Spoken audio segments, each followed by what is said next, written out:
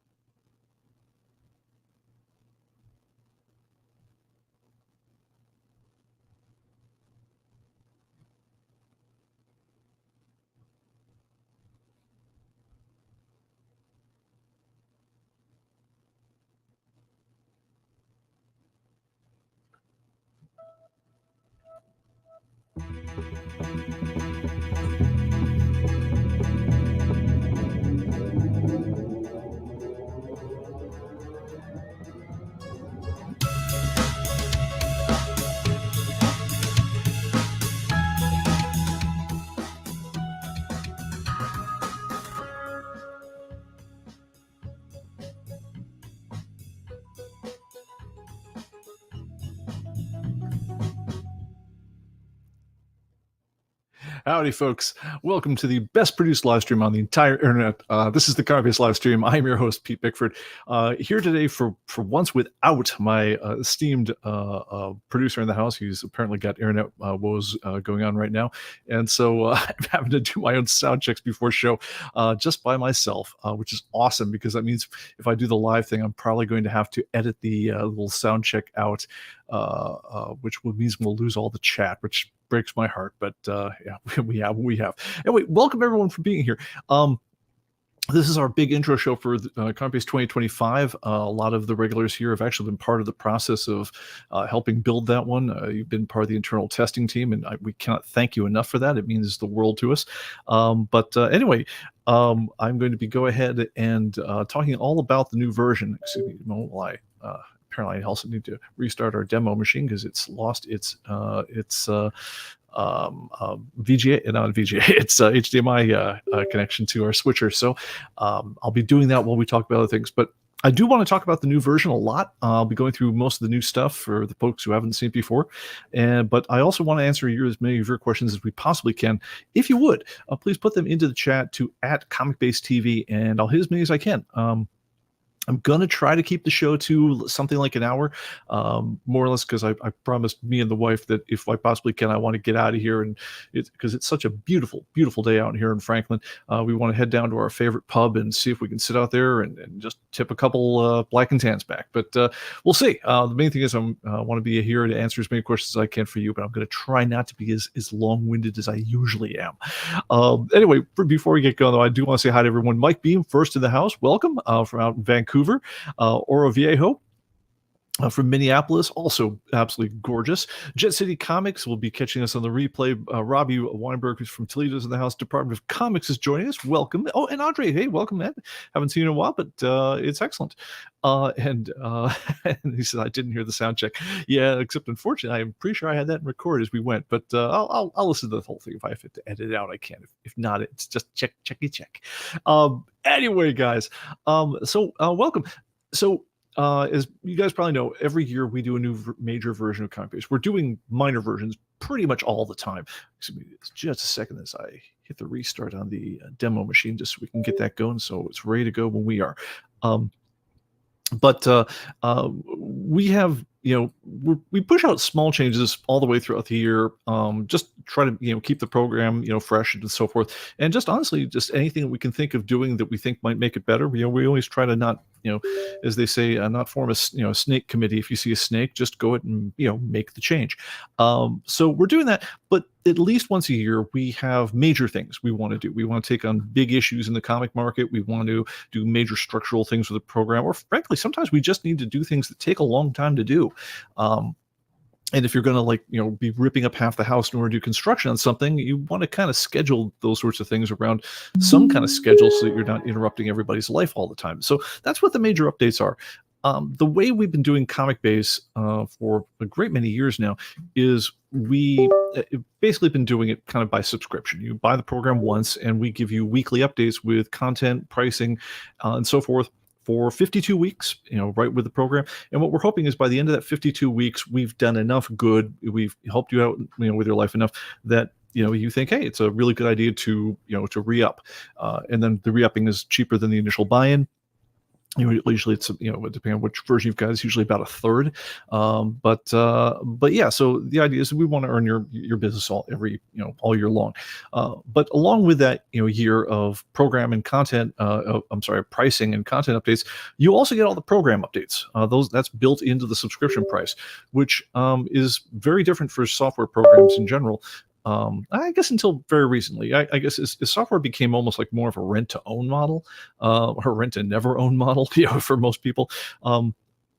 It's been more usual to roll the major versions in with new things. But yeah, we've been doing this for a very long time. Is that if you've got a current subscription, so if you're still within that 52 weeks when you bought from us, you get all the big updates and you get all the little updates. It's all part of the same thing. And we've just done our big update for the year, and that is ComicBase 2025.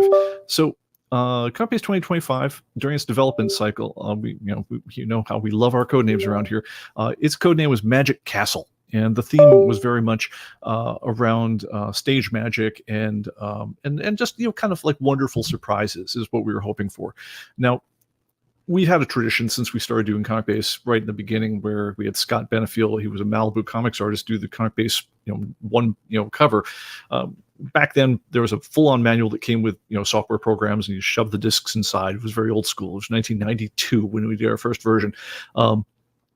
But we thought, wouldn't it be cool if we made the manual look like a comic book, and we could bundle, our packaging for the entire thing would be would be done in a comic bag.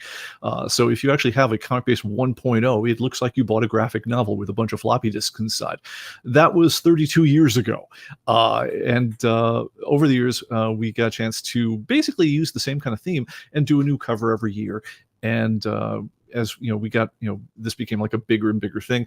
We would invest more and more of having cool covers, because we could reach out to our favorite artists and say, hey, if I like, there was a guy named Kent Bash who I saw his work on the covers of Fantasy and Science Fiction magazine, and reached out to him, and he did a couple covers for us until we found our long-term artist, a guy named Glenn Orbick, who did just dozens of years. He did these beautiful painted covers for us. Later on, after unfortunately Glenn passed away, we had oh god, I apologize, I'm blanking on his name, and he's going to kill me. It'll come to me, I swear to God. But anyway, then Glenn's old partner, Laurel Bleckman, also did a number of covers for us. Last couple of years, we wanted to change up styles a little bit, and so we wanted to really get into kind of like photo painting. It's the sort of thing where, like, if you had a model, you would have to shoot them, but then you have to digitally paint on top of them. But we had some very specific ideas for the covers we want to do. Last year's 2024's Archangel, and then this one I wanted to, and I'm the art director guy, so you can blame me if you don't like the cover. But I wanted to go to the idea of stage magic, and it was very inspired by the old books of magic covers by John Bolton, and I wanted to do something along those lines. We used the same, Synthetica did our cover this year again, which is very cool. I think it came out great. One thing I do want to say about the cover, if you guys are interested in it, is stare very closely at what he's holding up. There was a lot of discussion ahead of time of, okay, so we want the idea to have a magician where he's sitting in darkness, and he's got kind of a wicked look on his face. We want the lighting to be coming from almost like a flash effect. If you ever use flash paper in a magic act, the idea that he's setting the card on fire, and that's where we want to have the light source be. But then the question then came up, well, okay, if you're going to do a card trick, I mean, you could do a dice trick, you could do all sorts of other things, but those aren't as well known. We thought, well, it was a card trick. Well, what card? And the usual ace of spades, joker, whatever else came up. But then someone had the idea of, like, well, what if we did it with tarot? So anyway, if you're looking at it, there's a very specific message in the cards, and this very cool stuff going on there if you want to look into tarot or things like that. But it's worth staring at the details of this cover, I'm going to say, because I'm pleased as anything with how it came out. I'm very happy. And there might be, I'm not gonna say anything for sure, but we had an idea very much for there'd be some pleasant surprises with both the art as well as the program.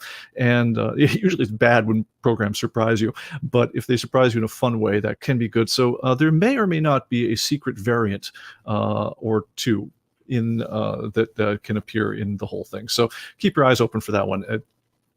By the way, if you're also interested, if you want to see the original sketch for the cover, that's also available. If you go under File and then go to the themes, you can choose whether or not you come up with a fully painted cover or the original sketch. And so that's a lot of fun. We always have fun with the covers. And the last thing I want to say about that is usually, because these ones are delivered to us as digital paintings, there isn't an original canvas that I can hang on my wall with them. And unfortunately, we could print posters of them, I guess. But one thing that occurred to me would be a lot of fun is I'm actually thinking this thing would look amazing on a black t-shirt.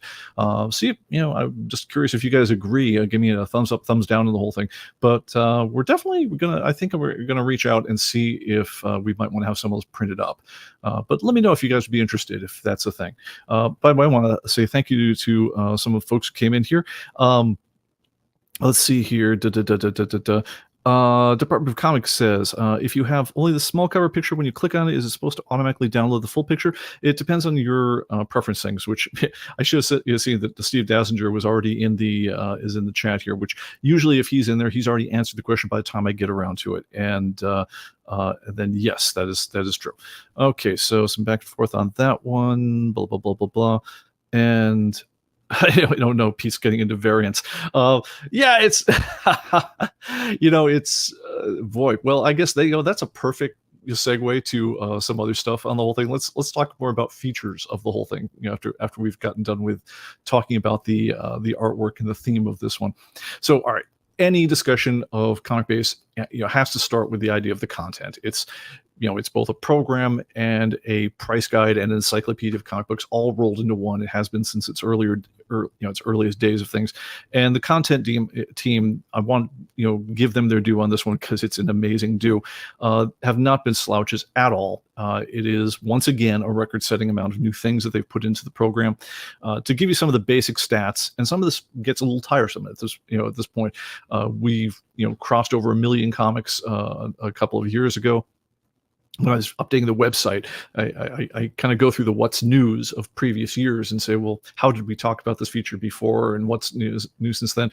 And it was only ComicBase 2022 where we passed the million cover. We were actually, back then we were having to say nearly 1 million covers. During the course of ComicBase 2022, comics, we passed having 1 million comics in the database.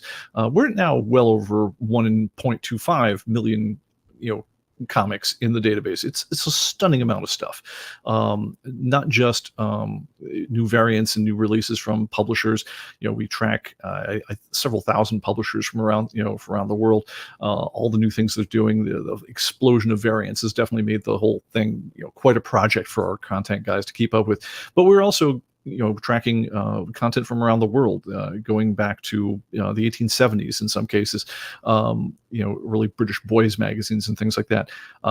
So that's the content story with comic books. Is I think the actual number is something like 1.27 million comics in the database. But there's also millions of things that aren't comics but are somewhat related to comic books. Magazines, books, and newspapers even, and there are millions of those at this point. So that's all in there with current pricing. We do pricing every week. As you guys probably know, this week's price update, I believe, is coming out today. Might be, I haven't had a chance to confirm that with the content team today, but I know they've been busting their asses getting everything ready for the release yesterday. So it's possible that one might be coming out on Thursday this week. But every week, they're always pushing new stuff. We run an average price across the entire comic market, as well as Heritage Auction Galleries provides us with the latest auction data on high-end books.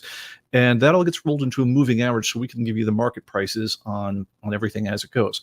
Now, this is probably a good departure time for me to say what some of the major features of ComicBase are, because one of the very big ones that we had to change this time out is it's something we talked about it for a number of years, but we pulled the trigger on it this year, and we had a chance over the course of the last several months to evaluate the results against Heritage's auction results and say how we're, and as well as sales on Atomic Avenue, and say, like, well, are we hitting the mark or not? And what that is we've adopted a much more comprehensive model for pricing CGC, CBCS, PGX, and other slabbed or professionally graded comic books. When we first started dealing with them in the early days, back when CGC came on the market and started making inroads into the comic book market, They were treated as very much a curiosity, and there were some weird jackpot behaviors that were built into the whole thing. The idea that I would take a comic, lock it away forever in a plastic capsule, so I'm never going to read this thing again, and then you try to figure out what would happen to its value. It basically broke down in the early days along two very big and defined lines. One was if you had a fairly common comic book, like I'm going to take something preposterous, like Dazzler #1, right? This is a $3 comic book, $5 if you're feeling, spendy. But if I take that thing and I lock it away in a plastic CGC capsule, the prices start at around 20-25 bucks for it, because I'm almost just paying for the plastic on the whole thing. I've transmuted it into a new collectible. But if this thing comes back with like a 9.8 or 10.0 grade, which basically says, yeah, that one that's we said was near mint, it's probably a little better than near mint. It's a brand new comic book sealed in plastic forever. And magically, this comic book that almost no one would want to pay more than $3 for suddenly is now like a $75 comic book, or like sometimes even 100 if you're talking about the 10.0s. Crazy what the jackpot values people would pay for the valuations that were very, very extremely high. And we did a study of these along with Comics Buyer's Guide a number of years ago. And if for times when we could tell what a comic book was with good certainty in its ungraded form, and we could tell what the graded copies were going for, we would compare that. We came up with a number of breakdowns of saying what those ratios would tend to be if you got them slabbed. Now, that was probably a decent way of handling it. We surveyed, it was some thousands of books. I forget the actual number right now. It was probably a reasonable way of going about it for a while.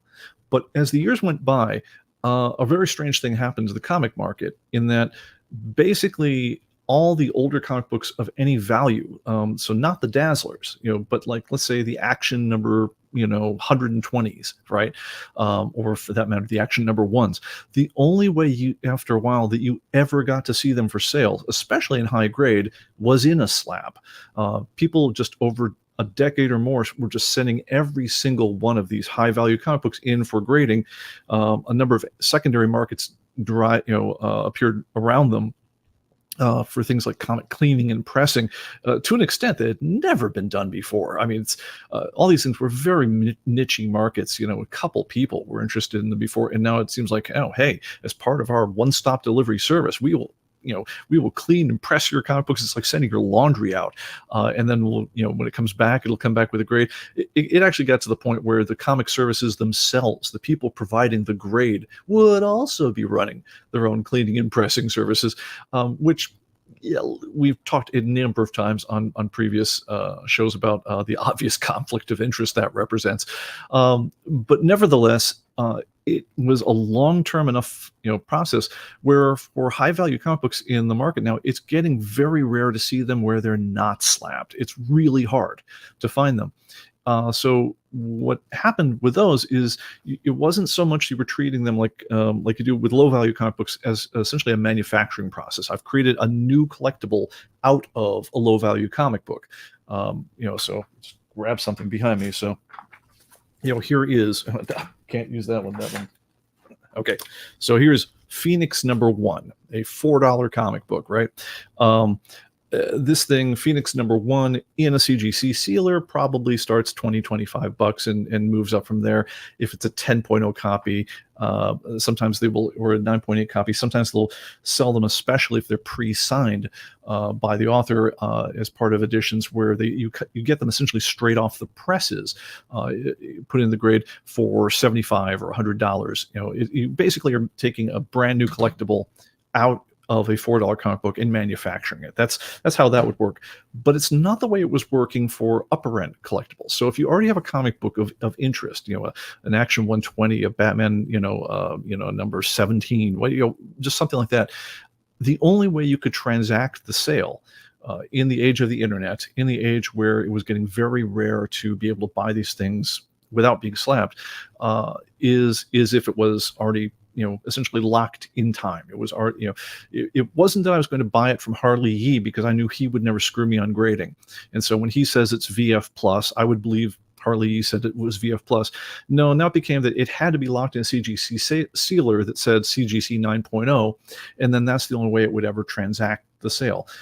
As a result of the entire upper end comic market converting essentially to the use of CGC to enable online bidding and online auctions, or for that matter, even local stuff, has gotten that way. It's really converted the market, and we really had to take a fresh look at how we treated pricing of upper end books. And originally we decided, well, what if we adopted a cutoff point of say $500 and see how the numbers lay out if we're looking at the current market and sales of slab versus unslabbed, and used completely different gradings to better get in touch with how the market's treating those books, and that got us a lot closer on those books to the what our estimate, if we start from a near mint book and we multiplied it by say 2.2 to get to the CGC 10.0 value, as opposed to like 28 times, which is what we were doing before. I think it might be 2.6. But I mean, the jackpot numbers that you'd see when you took a low value book like this and turned it into a 10.0, you don't get the same effect when you're talking about older, more valuable books to start with. The market is just not treating it that way. They're treating it as it's just the table stakes to enter. It isn't like you bought a lottery ticket, is the way I typically put it. We eventually actually, after experimenting with that for some time, we adopted actually a third tier for the mid-level comic books. And that's actually what we're using these days, is actually a 3-tier system with different breakdowns of grading to evaluate that if I started out with a $120 book and I grade it, what kind of, and I get it slabbed, what kind of valuations does the market tend to give me on that? If I start out with a $500 or $1,000 book, or a $10,000 or a $500,000 book, and I get it graded, what does the market give me on that? Like for instance, when you're seeing a copy of Action Comics come up for sale, the CGC sealer on it does damn near nothing. It does very, very little through many of the grades. It's like I say, it's simply the table stakes. You only get a bump in the evaluation that's about commensurate to what it cost you to get the thing graded. Sometimes not even that, depending on what grade came back. And if you get a very, very good grade, that's great for you. But the same book without the CGC seller would also have done very well. So you don't get those sorts of things. And excuse me, it's election season, so everyone in their buddy is spamming me right now. So sorry, turning off the phone. Okay.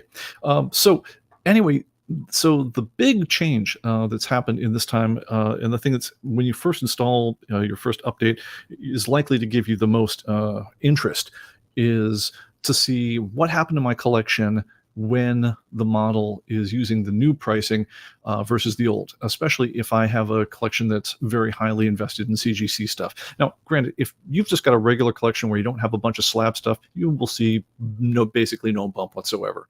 But the one thing we've really been very pleased with is every time we are evaluating an auction report or looking at sales on Atomic Avenue, and a CGC book comes along, and again on the Heritage Auction Galleries, it's rare that the book that isn't CGC'd comes along.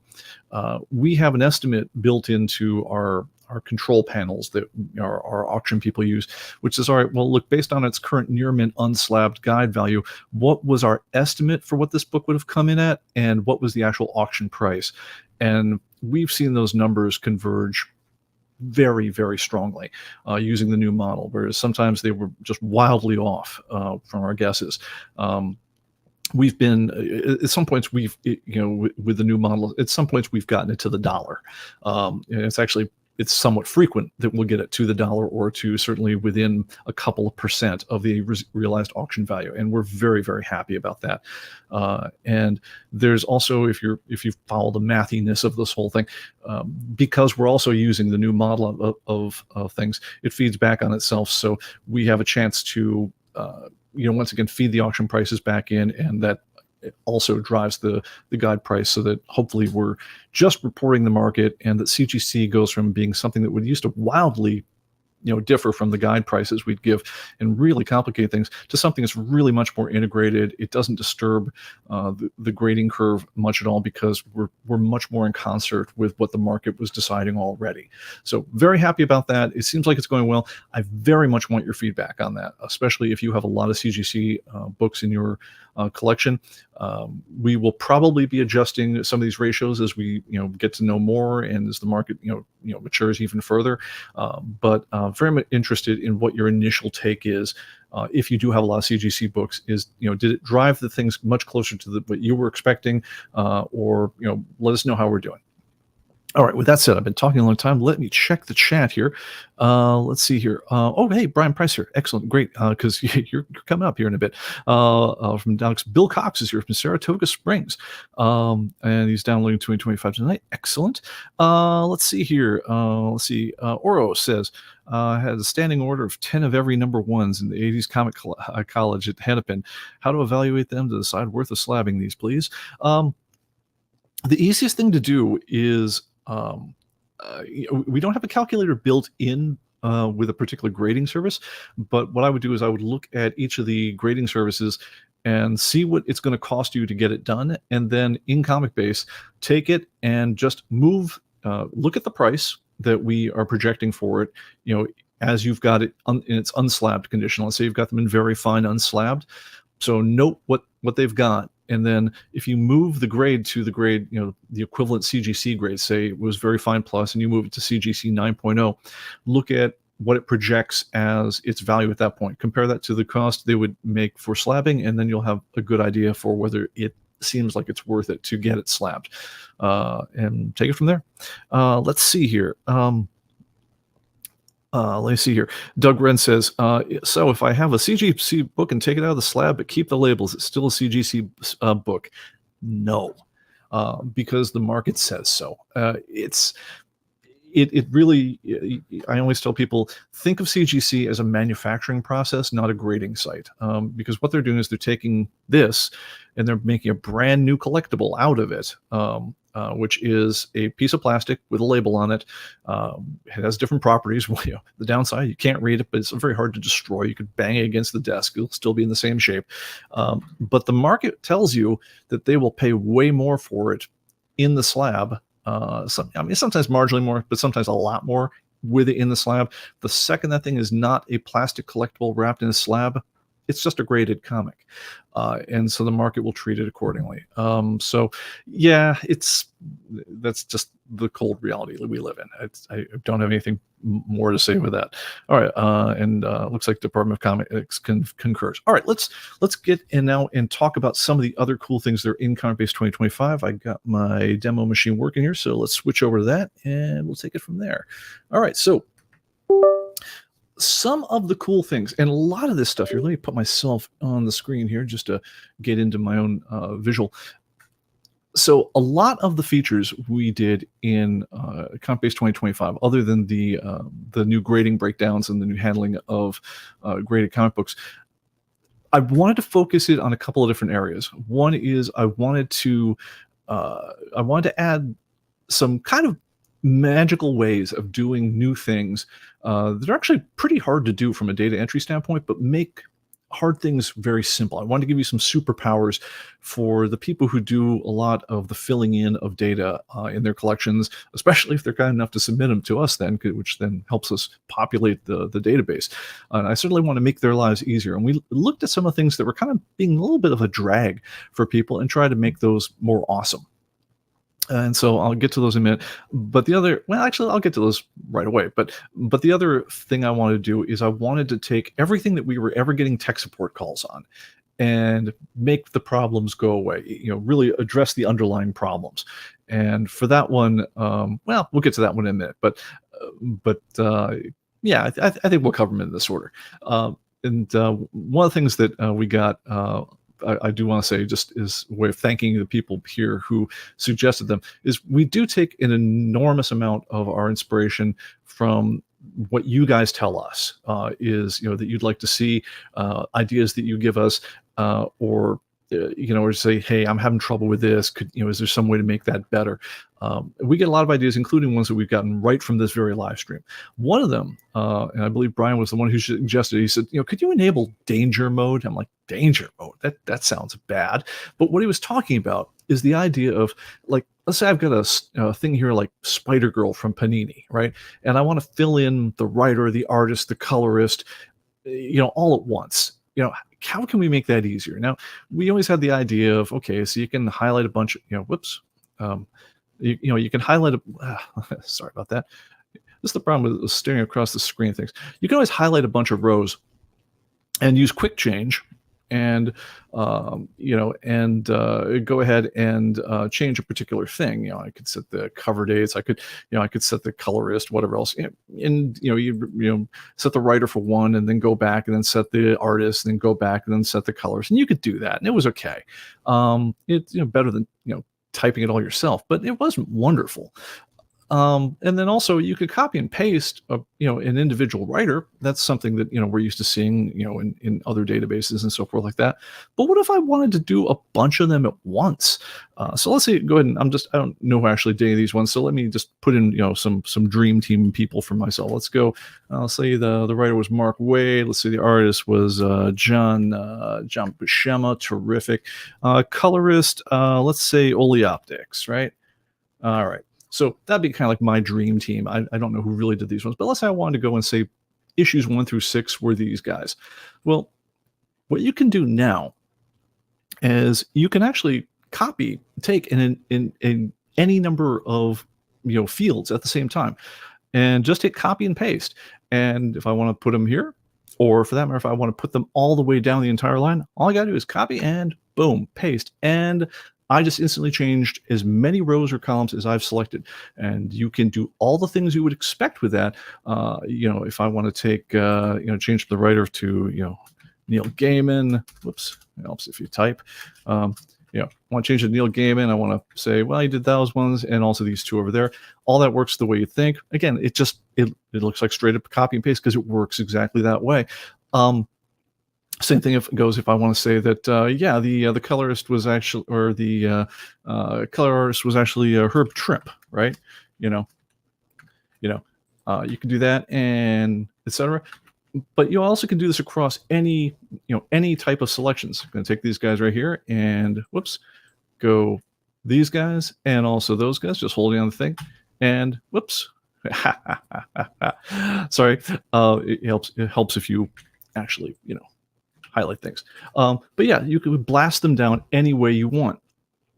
So what we're doing here, and this is it's a funny thing, we call this one super copy and paste, but what it's doing is it's actually doing an enormous amount of crazy validation and crazy updates to underlying database fields, and we're making it look simple. This is a feature that I'm just gonna say you pretty much never see on another database program. You might catch it in a spreadsheet, but there's a really good reason you don't see in a spreadsheet, because what if some of the fields are dates? What if some of the fields are Boolean? What if some of the fields are integers?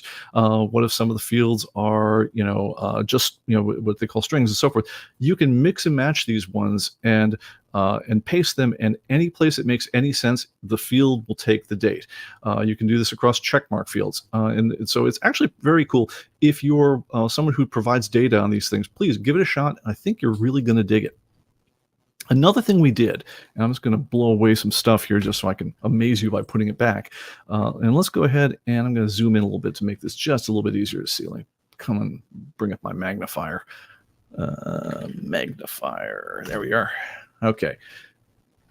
So here's dates. Now let's say I knew the first one was 2/1/2000, and let's say further that I know that this Spider-Girl from Panini is actually a bi-monthly series. Now, one thing that we did to enable this is we took the idea of periodicity, how often a periodical is published, which we'd seen before in magazines and newspapers, and we also applied it back to comics. Comics were always just assumed to be monthly beforehand. We never with American comic books, they were so frequently monthly that we never cared before. But now comics can be anything they want to be. We have all the same periodicities that you've got for all the other types.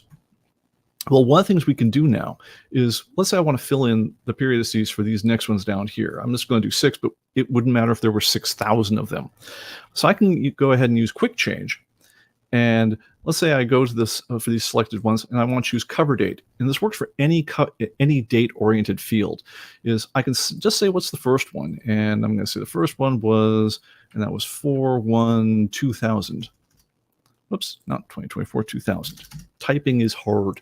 But if I check this new thing here for automatically increment for successive items, and then it's going to default here to the inherent periodicity of the series, but I can make anything I want, because sometimes, like for instance, heavy metal goes in and out of being published, weekly. I'm sorry, monthly, and then sales get bad, and then suddenly bi-monthly, and then suddenly it's if it's quarterly, whatever else. But so you can do this across ranges if you want, or you can do it across the entire title. But I'm just going to go ahead for these ones here, and I'm going to say, okay, well, the first one was, first cover date was February 2000. I'm going to say the next one I'm highlighting is 4/1, but I'm going to auto increment all the way down the rest, make changes, and boom, as quickly as that, it's going to go ahead and say, okay, there we are. I've got the rest of the series. And I could, again, if I'm filling in a new Mexican series or something like that, I can actually go ahead and do this for 1,000 items at once, and it does it in a flash. It's just really cool. All right, let me go ahead and let me see here. I need to be now. The Phoenix #1 is a 9.8.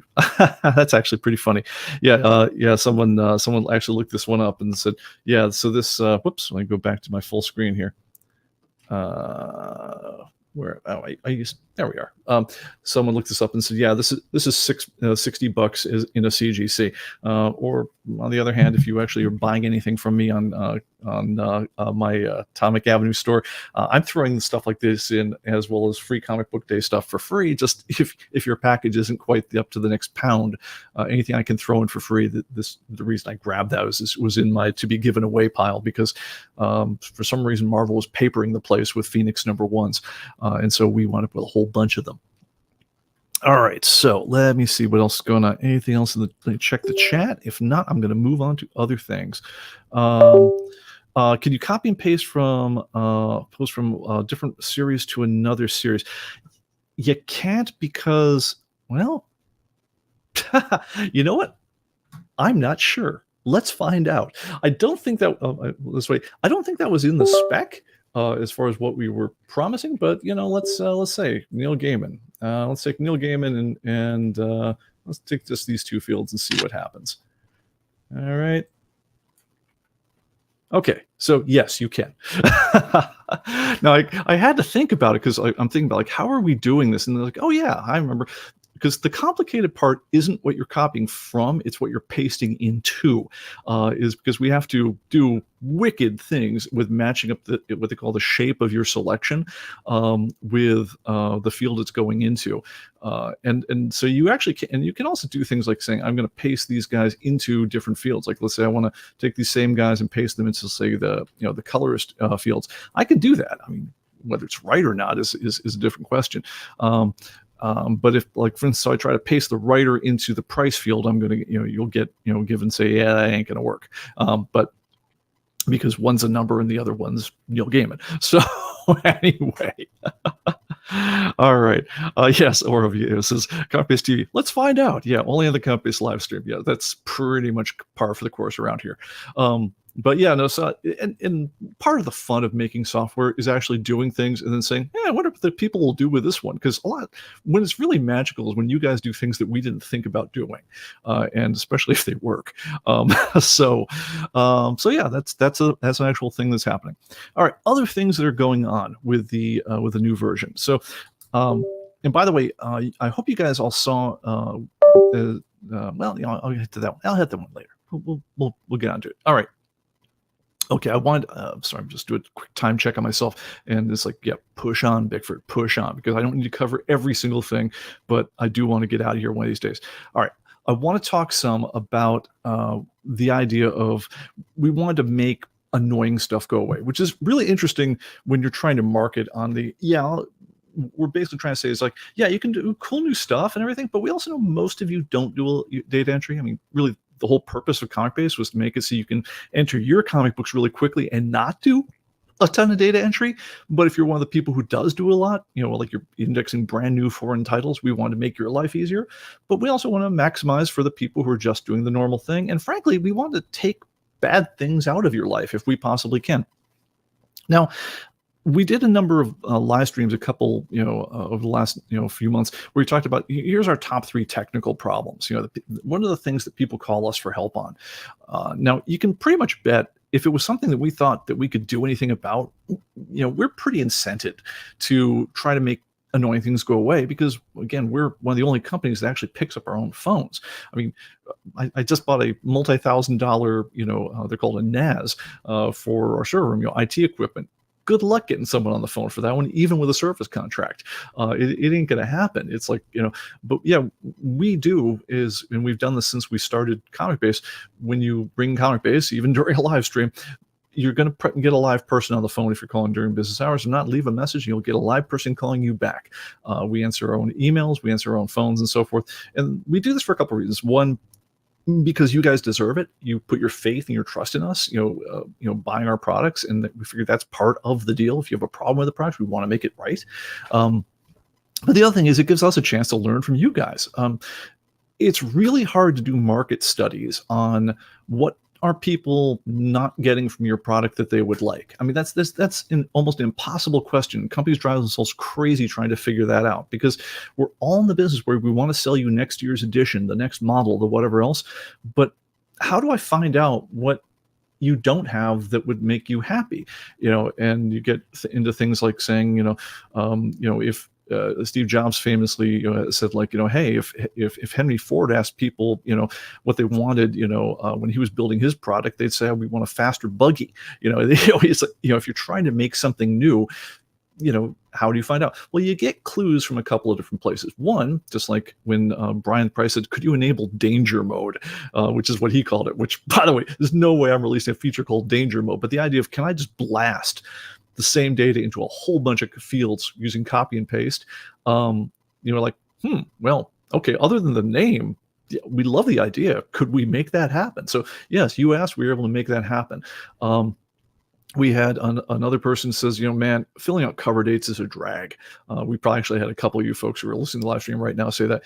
What could you do about that? I said, well, okay, if we do a lot of back engineering about periodicity and things like that, well, then we could smooth out the cover dates. Oh, by the way, one thing I didn't mention about the auto increment, let's say I'd taken a title with a whole bunch of variants and things like that in it, right? So instead of, Spider Girl going, numbers 1, 2, 3, 4, 5, 6, like that. What if it'd been 1A, 1B, 1C, 1D, 1E, 3, 4, 5A, 5C, 5D, etc. And you do the same copy and paste, it's going to do the right thing because it knows about what issue numbers are all about. And so, all the variants will come in with the same, when you paste on them, whether it's 5, 5A, 5B, even though they're separate rows, we don't just, it didn't like what Excel would do with this, where they would just, increment the number for every row as you go down. No, we know when the issue has really changed, and we'll do that. This thing is such a time saver when you're filling in series with a ton of variances, which would have been a much better demo. So now I've said out loud, if I do the demo for real, well, actually,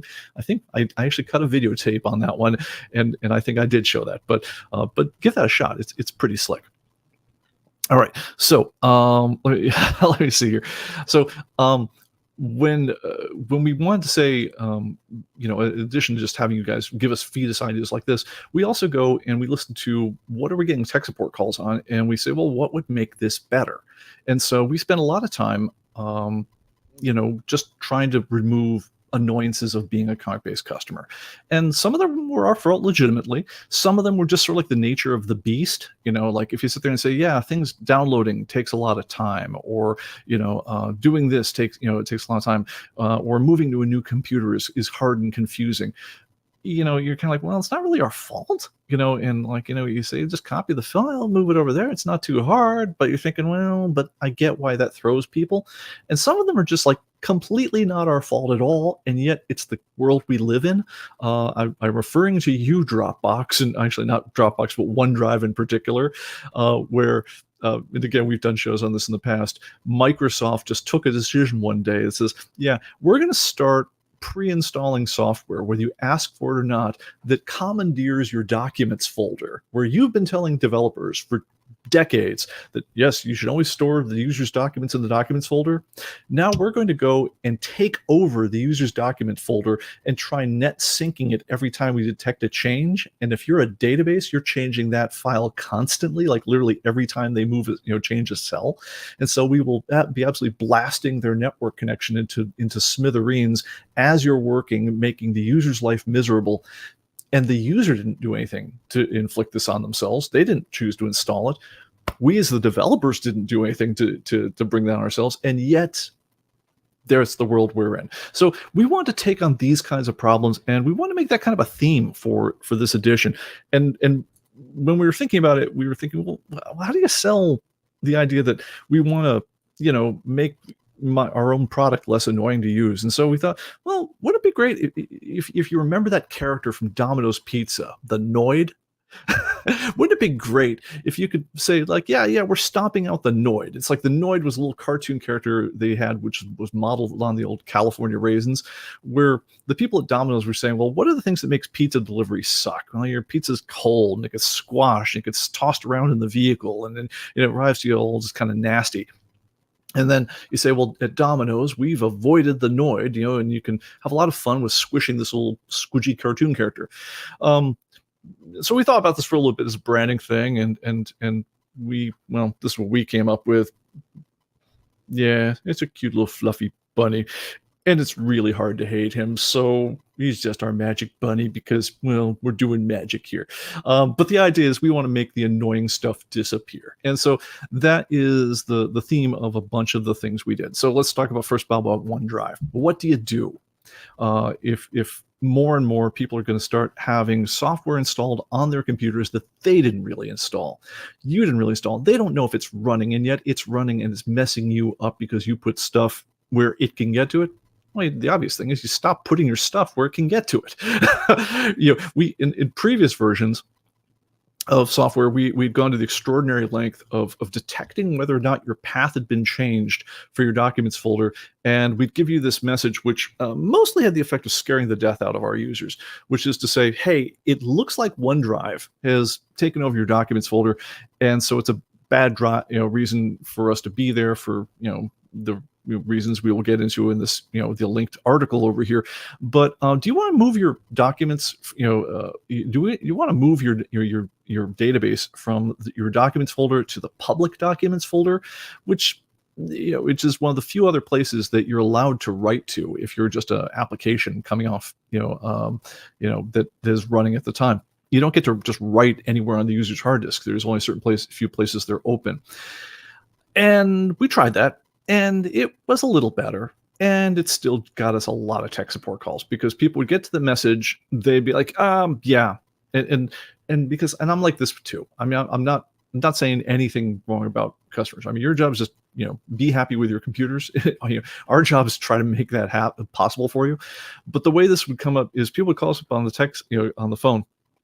It's like, yeah, I don't know where my database is. I got some kind of message about OneDrive. I don't know where it is and everything. But then I did some other stuff on my computer, and now I've got 2 copies of my database. One's in documents, one's in the other documents. I don't know what's what, and everything. Help me out, please. And that would be the way that we would get this tech call if we got it. Because what we were saying is, hey, we can't, if we leave your database in your documents folder and OneDrive is running, it's going to make your life miserable. So how about we move it to the folder that OneDrive probably doesn't want to back up, which is public documents, and we'll just open it up from there. And that works for a while until you kind of forget stuff, or you reset your preferences, or you do something else like that, at which point then you're utterly confused. And that's fine. I mean, who among us could recite the document structures of Microsoft products going back to infinity? And so what we've done is we said, okay, well, we're only allowed to write like 2 places if we discover the problem there. But what if we discover the problem way ahead of time, like when we're installing the software? Well, when you're installing the software, you can write any damn place you want on the disk. And so we have done what actually seems like a very obvious thing, is we kind of said, hey, Microsoft, if you're going to tell us as as developers that we should, the standard is you only write into the one place that you then are going to take over, well, we're not going to play with you anymore. And so instead of installing ComicBase databases by default to the documents folder, your personal documents folder, now by default, there's a brand new folder created when you run ComicBase. It's called, wait for it, the ComicBase folder.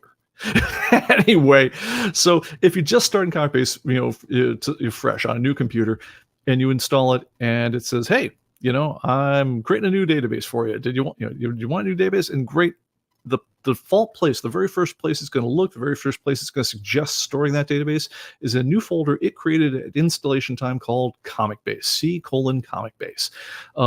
And that's where by default now we'll be putting our stuff. We're going to be putting log files there for sure.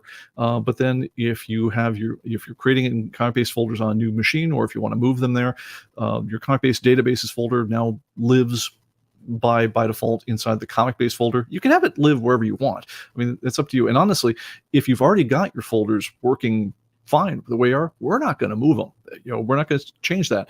But what we do want to do is, just as when you install on a new machine and Windows came there, Windows 11 came in there with OneDrive and all this other stuff loaded up that was never a problem in the past, but now it is. Well, by default, when we install a new machine, we're going to be putting your stuff in a place where we stay out of the heck out of their way. So, yeah, I mean, the nice thing about looking ahead is we can get ahead of the problem. And so that's very much a direction we've done with that one. So we did that with OneDrive. The next thing piggybacks right onto that, because one of our top tech support problems was, hey, I had my database and then I did something and I changed a folder name, I changed to whatever else, I moved it, I don't know, and where is it? And I can't find my data. This is probably our number one or number two tech support call. Now, a number of years ago, in order to solve this one, we introduced a utility. We had an intern write it called the ComicBase Database Manager, where you can get to this one. It's its own program just under the File menu. I'm sorry, you can just go to the Start menu and say ComicBase Database Manager. Matter of fact, if I was a good demoer right now, I'd actually be showing this to you. So you can just go down here to the Start menu, and if you type ComicBase Database Manager and you run this one, what this program does, very, very simple, is it just scans your entire hard drive and it says, what things look like databases? And if so, tell me what's in each one of these ones as we go. And the thing that's very useful about this is, and unfortunately it does take a while to run, is that it will search all your stuff, but they'll tell you what's inside each one and give you an idea of, oh, that's the one with all my comics. That's the one that was just a backup I made. That's whatever else. Unfortunately, this one, it's not a great demo because it does take quite a while to run, but it will search very thoroughly your entire hard drive, and anything that's a ComicBase database, it'll tell you the stuff. And so all you've got to do at that point is come back in there and let me switch back to demo here.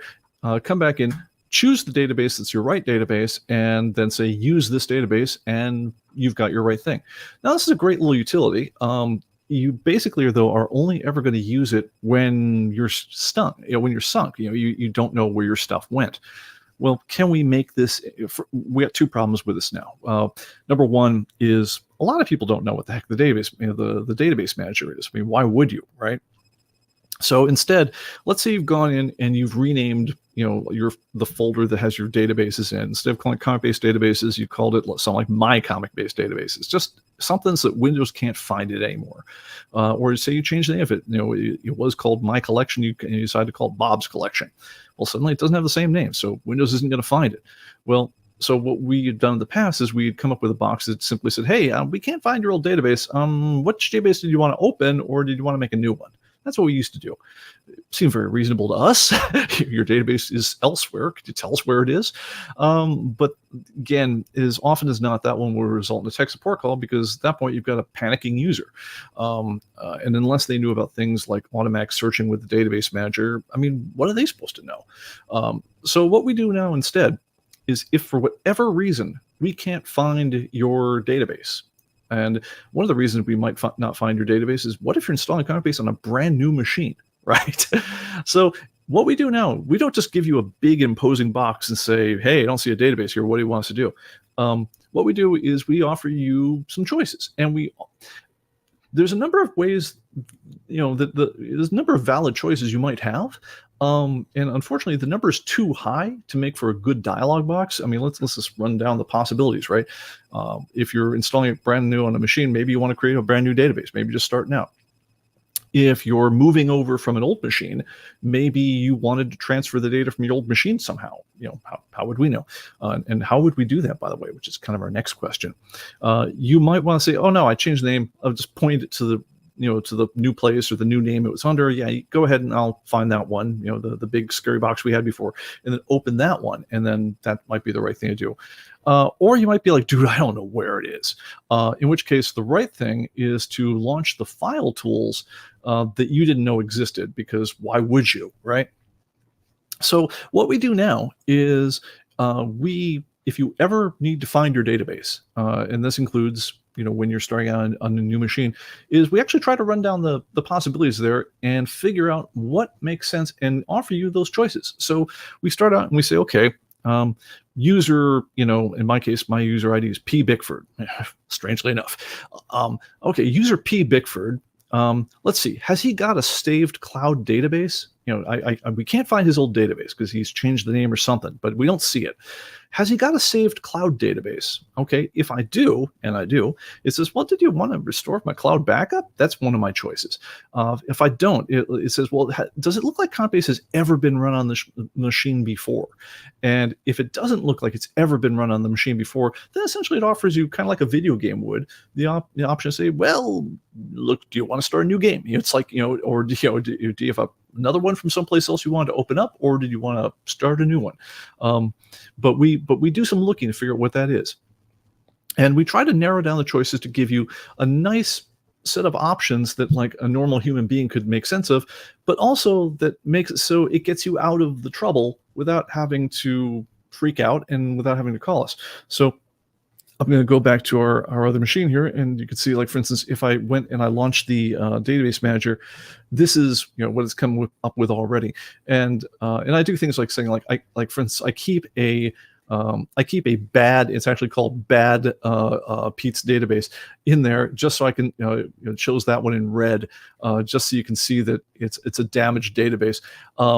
But it shows you what's in each one. Here's a blank database, here's a ComicBase database with no things in it, and so forth.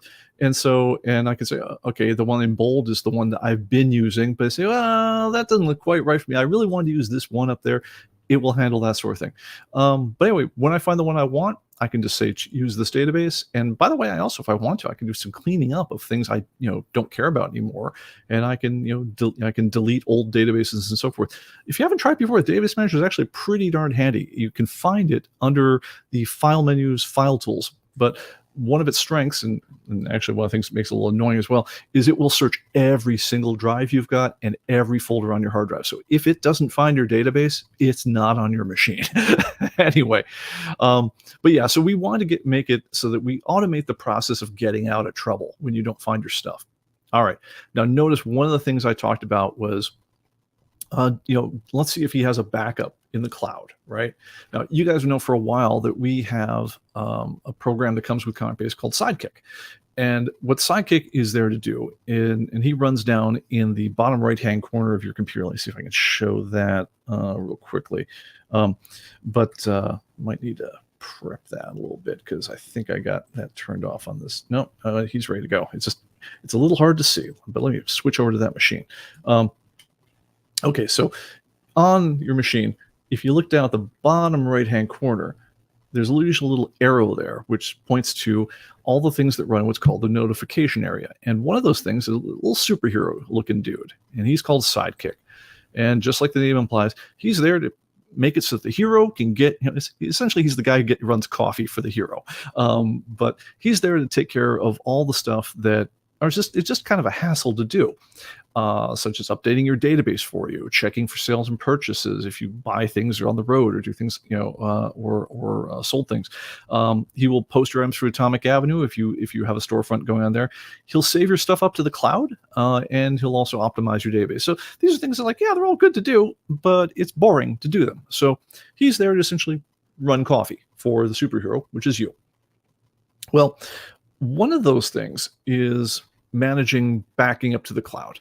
And ComicBase, as you guys know, comes with a mobile app, which we've kind of expanded what we do with that a couple of years ago. And we said, hey, when you back your database up to the cloud, we'll not only keep a copy safe for you, and we give you nominally 2 gigs of storage to use for your own purposes, on your own thing, but we also will incorporate that data into your own private section of our server, so that you can actually browse your data on the road from the mobile app. So if I've got the Pro or the Archive editions of ComicBase, I can now actually, and I save my database. I can say, okay, hey, I'm at the store now. I've got I'm looking at a copy of Tomb of Dracula number 17. Do I already have that? I can't remember, right? So what the mobile app is doing is you pull it up and you start typing Tomb of Dracula, is it's actually querying not just the information we know about the series Tomb of Dracula, but it says, oh, by the way, does he have a copy in his collection? If so, it tells you you've got it, and you've got it in very fine condition, and so forth. And so you'll know whether or not the one you're looking at is worth buying. We do all that work of incorporating your data into something that you can browse from the road. We do that when you save a copy of your data to the cloud. We don't know what you've got until you tell us, because the data lives locally on your machine. It's your data, not our data. It's very much a point of philosophy with us, is that you don't lose access to your stuff when you stop paying us money.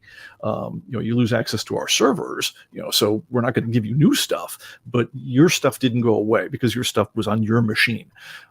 So that's, again, we want to earn your business. We don't want to extort it from you. So we're a little different than a few other companies that way. Anyway, but one thing that we figured we can do, in addition to keeping your data safe and in addition to allowing it so you can browse, is we could also use that same capability to make it easier to move your database to a new machine. So let's say I want to go and I bought a brand new machine. It's a treat for having released the software, and I got my new badass desktop, and I want to go ahead and I boot up Windows and I install ComicBase, and I go, well, I got to take my data from the old place, because again, your data doesn't live on the cloud, but we do have a copy, right? Now, it's a really cool idea to say, hey, wouldn't it be great if the very first time you launch the program, it says, did you want to restore your cloud backup? Well, there's a slight problem. One of those, and the problem with that is that the copy of my data in the cloud is probably like a week old, because by default, Sidekick only backs your stuff up to the cloud about once a week, because it takes a while, right? You got to have ComicBase exited, you got to save it, you got to compress the file, which takes a couple minutes. You got to transmit up to the cloud, which takes a couple minutes. And you don't want to interrupt your day with that kind of hassle all the time. And so we kind of set it so it runs in the middle of the week by default. That's the way it's always been.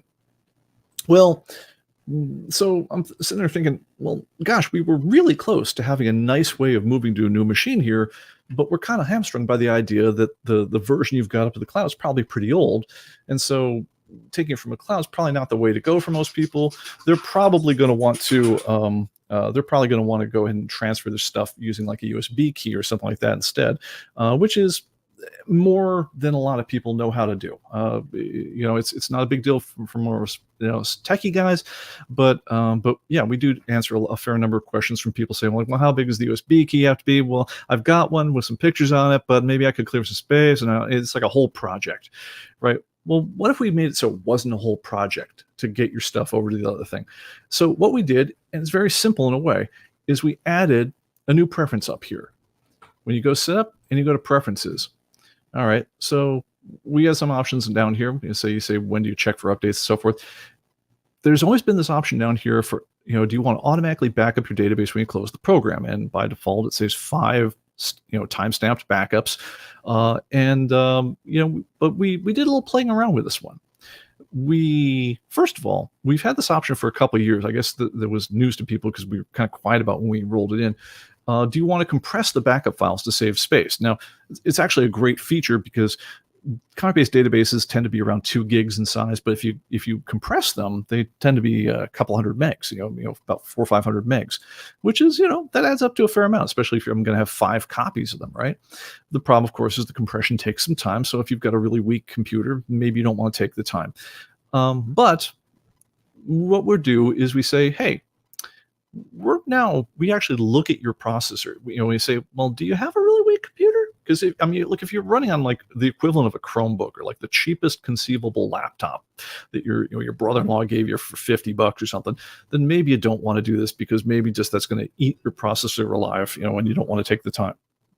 But maybe you've got a great computer. Matter of fact, this computer I'm demoing on right now it was like a $260 computer I use just for demos, but it's got like 8 threads going, and it's actually pretty darn capable for that. Well, what we do is we say, look, if you're capable of running more than 8 threads at a time, it's no matter how many cores you've got, but if we can get 8 free, which basically means, are you at the level of a $250 computer or not? If we are, then we default this to being on. Now you can turn it on or off no matter what you want, but we default it to being on now. Now, let's assume that more and more people have got computers that can do this, because computers are getting better, and it's not a big deal, and people are used to it. Well, now if we've already got your database compressed, right? You've taken the thing that takes the most time. If we've done that, and then we can now have a new option, which is, do you want to automatically save it to cloud?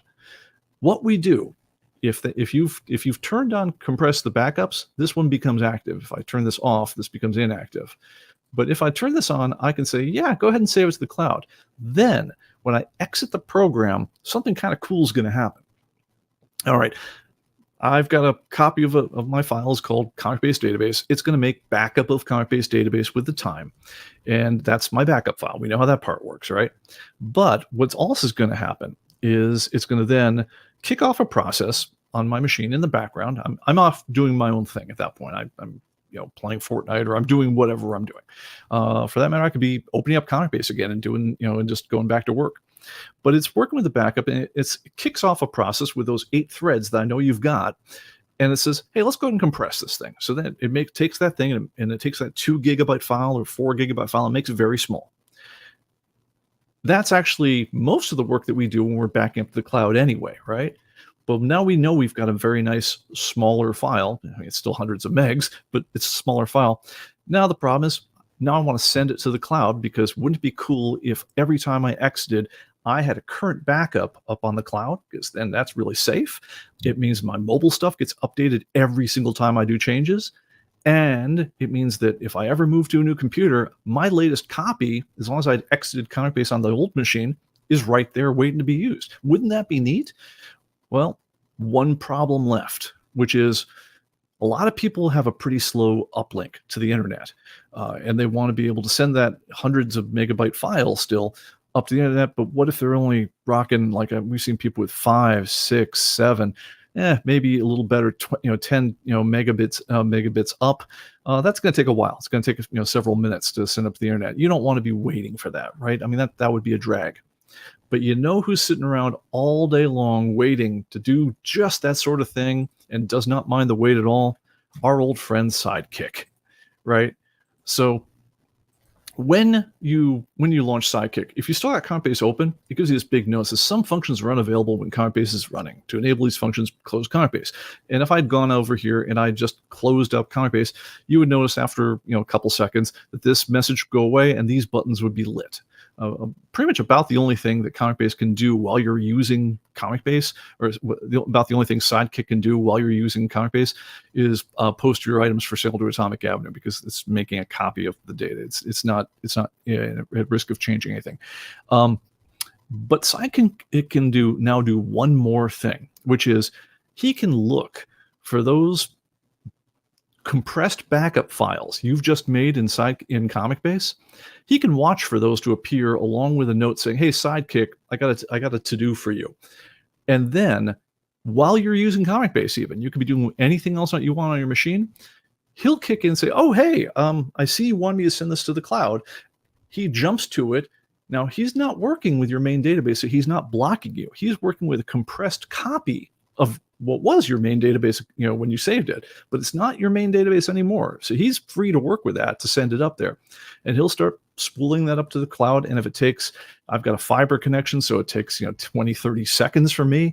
If you've got the world's worst connection out in the hinterlands and it takes 20 minutes to send that kind of data, then it takes 20 minutes. But either way, you can do your thing.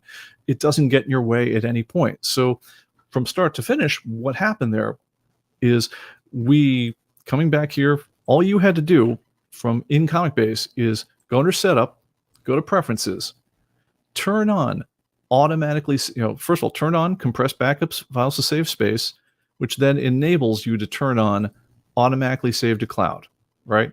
And then all you got to do is exit the program. And as soon as I exit, here it is, it's making a copy of my database, right? And the funny thing is, the one thing I'm going to say about this this machine, I'm sorry, it really helps if you switch the cameras. Go to Setup, go to Preferences, compress, and then exit the program. But this one actually has the SSD that's built in this one's actually pretty slow for writing. I might replace this one at some point if I get bored.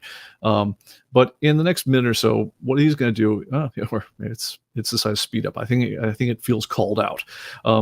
So anyway, it's making a copy of my database. And then the next thing it's going to do is in the background, in other words, ComicBase is going to close. I can go about doing my business.